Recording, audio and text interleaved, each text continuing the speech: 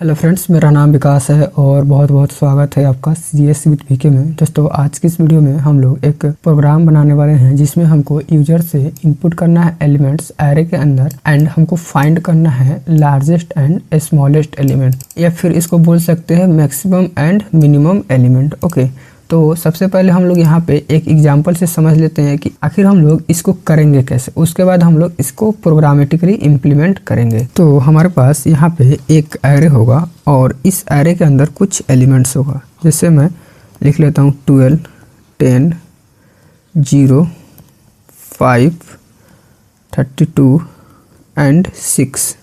ये एरे के अंदर एलिमेंट्स है। अब हमको इसमें से फाइंड करना है कि सबसे बड़ा एलिमेंट और छोटा एलिमेंट कौन है।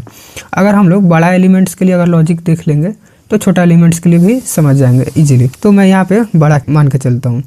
तो सबसे पहले हम लोग यहाँ पे जो फर्स्ट इंडेक्स पे जो वैल्यू पड़ा है इसको हम लोग मान लेंगे कि ये सबसे बड़ा एलिमेंट है। तो यहाँ पे हम लोग एक लार्जेस्ट नाम से वेरिएबल रखेंगे जिसके अंदर इनिशियली हम लोग क्या कर देंगे, इस 12 को रख देंगे। ओके, तो यहाँ पे लार्जेस्ट के अंदर क्या है, 12 है।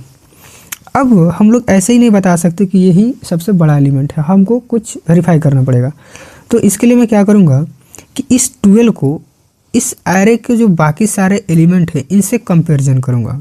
अगर मुझे 12 से अगर कोई बड़ा एलिमेंट इसमें मिल जाता है तो मैं इस 12 को अपडेट कर दूंगा उस बड़े वाले एलिमेंट से। कैसे देखते हैं एक बार। तो यहाँ पे हमारे पास लार्जेस्ट के अंदर 12 है, यानी इस एरे के फर्स्ट इंडेक्स का वैल्यू है।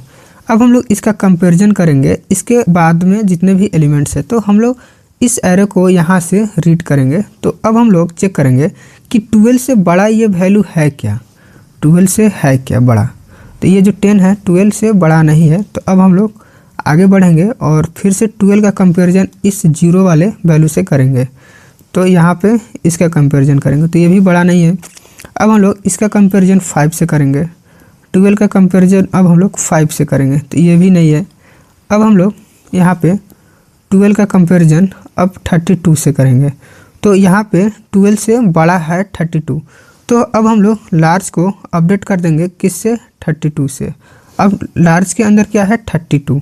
अब हम लोग एरे में जो भी एलिमेंट है इसके आगे अब हम लोग 32 से कंपैरिजन करेंगे। अगर 32 से भी कोई बड़ा मिल गया तो अब हम लोग उस बड़े वाले एलिमेंट से इसको क्या कर देंगे, अपडेट कर देंगे। तो अब हम लोग 32 का कंपैरिजन यहाँ पे 6 से करेंगे। तो यहाँ पे 6 बड़ा है क्या, नहीं है।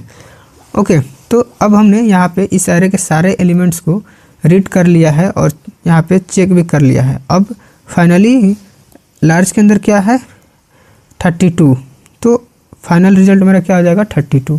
अब हम लोग देख लेते हैं कि इसका प्रोग्राम हम लोग किस तरह से लिख सकते हैं। तो यहाँ पे मैंने सी प्रोग्राम का बेसिक स्ट्रक्चर बना लिया है। अब मुझे यहाँ पे सबसे पहले वेरिएबल बनाना होगा। तो मैं यहाँ पे इंट टाइप का एक एरे बना लेता हूँ जिसका साइज होगा 5 और यहाँ पे मैं लार्ज एलिमेंट को रखने के लिए LG नाम से बना लेता हूँ और स्मॉलेस्ट एलिमेंट को रखने के लिए SM नाम से, और यहाँ पे लूप चलाने के लिए मैं I नाम से एक वेरिएबल बना लेता हूँ। अब यूजर को प्रॉम्प्ट देंगे एंटर एरे एलिमेंट्स। अब चूंकि यूजर मैसेज को पढ़ेगा और यहाँ पे एलिमेंट्स एंटर करेगा तो यहाँ पे मैं एक लूप चलाऊँगा I को 0 से, और I का कंडीशन होगा <5 और I को मैं इंक्रीमेंट करने वाला हूँ। और यहाँ पे लिखूँगा scanf %t address of ARR of I।